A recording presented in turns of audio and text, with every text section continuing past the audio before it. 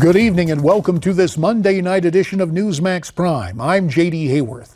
Of prime interest tonight, more cops killed as some on the left try to cop a plea while others call for even more protests. Protests that, as we've seen, could easily lead to more violence. What happened this afternoon in St. Joseph, Michigan occurred in a county courthouse, not on the streets. But sadly, we saw the same fatal result for a pair of policemen. The way I see it, a major portion of the blame for all of this racial unrest resides with the current occupant of 1600 Pennsylvania Avenue. Barack Obama was supposed to be our first post-racial president, but instead he has become our most racial president.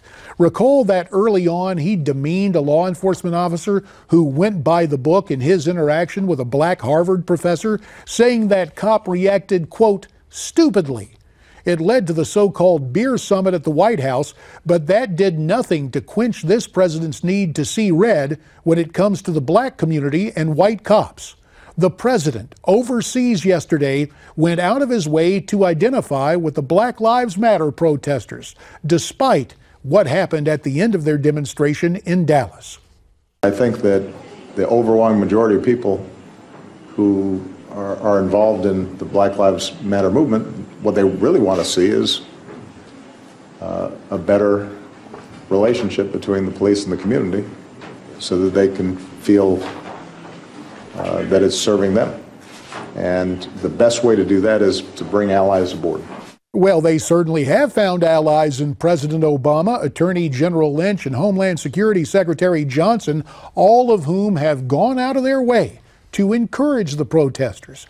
And politically, there's something that must encourage this lame duck incumbent, given his disdain for Donald Trump. Specifically, this tweet from the new Black Panther Party promising a massive national rally against police brutality and Donald Trump that is scheduled to take place this coming Saturday afternoon, just 4 blocks from the site of the GOP convention and 2 days before it's gavelled into session. Don't look for our president to visibly support the new Black Panthers, but given his days as a community organizer, really just a polite way to say street agitator, he wouldn't mind some agitation to intimidate visiting Republicans on the streets of Cleveland. At least, that's the way I see it.